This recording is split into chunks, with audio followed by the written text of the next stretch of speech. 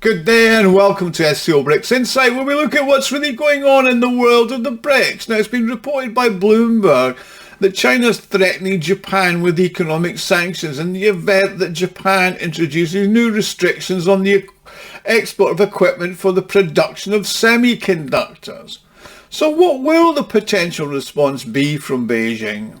Well, in July of this year, the Japanese government announced plans to tighten controls on the export of semiconductor manufacturing equipment in order to limit the possibility of China purchasing such products. Now, the export control list includes equipment that's used in the formation and testing of microcircuits. In particular, equipment related to EUV lithography, which also allows for the tracking of complex circuits in the most modern chips. Japan, like a good little vassal, is doing exactly what the Americans tell them to do as usual. Now, it's worth noting that the Japanese authorities rarely act independently, but act slavishly to the commands of the United States, even when it's obviously against the country's own interests. But when the US wants to impose restrictions on the sale of sophisticated equipment to microcircuits to Japan, from Japan, for production to China, Japan just goes along with it. I mean, the US is keen to impede the advancement of Chinese companies in the semiconductor sector, thereby reducing the competitive threat posed by them. Of course, like King Canute attempting to hold back the tide back in history, they consistently discover that these efforts are doomed to failure. In fact, they're just like the sanctions they've been on Russia. They've been a complete failure, and so will these attempts to stop China getting the technology. I mean, they may slow down China's progress, but they'll not stop making breakthroughs. I mean, in October last year, the United States introduced export controls on semiconductors used in some supercomputers and artificial intelligence systems, which could have the potential for use in military applications targeting China. Well, pretty much everything's got a military application as far as the US is concerned. A few days ago, the US government announced new controls on advanced technology, now including quantum computers. Now, the US and China are currently at the forefront of efforts to explore the potential of quantum computing, which some commentators believe could transform the world as we know it. Now, the initial trigger for the trade dispute between the US and China was allegations that Chinese IT companies, whose competitiveness in the global market has increased significantly, were spying and stealing the technology. Now, this has given rise to significant concern amongst developed countries. Now, before I continue, I'd like to make an appeal. If you like and enjoy my videos, you can help me fund my channel and the website SCOBRICSinsight.com to further develop it. You can do this by making a small donation, which is done by clicking on the thanks button at the bottom of the video screen. Now, everybody who donates does get a personal thank you from me, and I'm thanking you all now. Now, Oleg Remga, who's the head of the China Center, the Synergy Corporation, states that the US is encouraging its allies to participate in the trade conflict that started by Donald Trump back in 2018. Now, they're trying to pull in other countries, including the Netherlands and Japan, in this dispute, and they're exerting additional pressure on them. Obviously, the US is using its normal tactics of bullying countries that it feels that if they ban them from using the dollar, they're going to fall in line. Consequently, Japanese companies are now facing strong competition from Chinese rivals. I mean, according to Evgeny Smirnov, the new digital technologies advance, the US is implementing increasingly stringent restrictions on China, trying to stop them catching up. I mean, they're creating new export licensing requirements for US companies doing business with Chinese customers. And this has prompted Chinese companies to develop their own production capabilities, and they now actually export microchips rather than just importing them. I mean, by the end of this year, China's on target to reach revenues of 40 billion, with the gap with world leaders narrowing to a low level.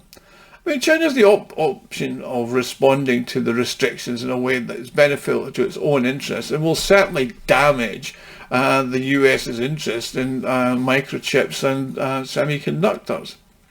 I mean, everybody knows that China is the world's largest exporter of rare earth metals, and in 2023 it accounted for 70% of global exports of those, which are used in the production of chips and complex electronics. And even things like gallium, it controls 94% of the exports. As Smirnov says, China is basically able to limit the supply of rare earth metals to Japan since 2010. So they basically, since then, the Japanese have tried to reduce their reliance on China, but that hasn't worked, and there's no particular success. So all China needs to do, if Japan decides to take these retaliatory measures, is just do them in kind.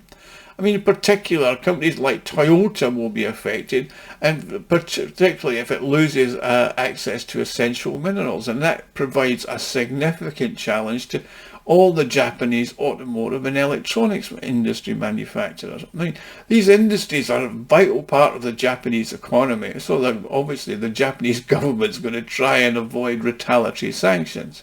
I mean, you've got to understand that Japan's reliance on China is considerably greater than that of the United States. I mean, the figure's grown from 10% in the early 2000s to 24% of the total turnover. For example, the United States accounts for just over 18% of Japan's trade. Japan's automakers make up 19% of the Chinese market and is the largest foreign player after Chinese brands, and well ahead of the European brands like the Germans. Now, Remenga has stated that Chinese retaliatory restrictions will have an immediate impact on Japan's trade turnover in its electronics industry. However, the example of Russia demonstrates that sanctions and restrictions result in significant economic losses and challenges for the countries that implement them. So, given Japan's increasing reliance on China, Tokyo is going to have to exercise caution and consideration when it decides on which restrictions on chip imports to China, because if it doesn't, it's going to have a serious adverse impact on its economy. Now, it's unlikely that the list of measures will be as severe as those taken by the United States, which has been attempted for several years to stop China's growing technological expansion. So it's probable what the Japanese authorities will do is attempt to make a statement and say that they're going to be putting measures in, but they're not really going to be that effective. I mean, Japan just is not ready for a fight, as it wasn't with Russia over oil and LNG and coal. It's certainly not going to get into a fight with China where it's not going to succeed. I mean, whatever they do, the export from microchips to China will continue. Japanese manufacturers of microchips and related are going to have to diversify their sales channels. They'll probably start selling to India, Vietnam and Malaysia to boost their sales, and of course they'll then sell them on as third parties through to China. So just establishing new trade relations and projects and takes time and really new resources. But given the current economic challenges facing Japan and the recession that it's currently going through, plus the other numerous issues that dogs their Japanese economy, it's not in a strong position. And a trade war with its largest trading partner is going to really seriously damage their economy. Anyway, we'll see if the Japanese authorities are prepared for such a scenario. We'll see if the Japanese government has the stomach to inflict more pain on its leading exporters and do further damage to its economy just to benefit its imperial masters in Washington. Anyway, thank you for watching. Please like and subscribe. If you enjoyed this video, you can help me fund the channel and the website SCOBRICSinsight.com by clicking on the thanks button at the bottom of the screen. Don't forget the comment section, and I'll look forward to answering your comments.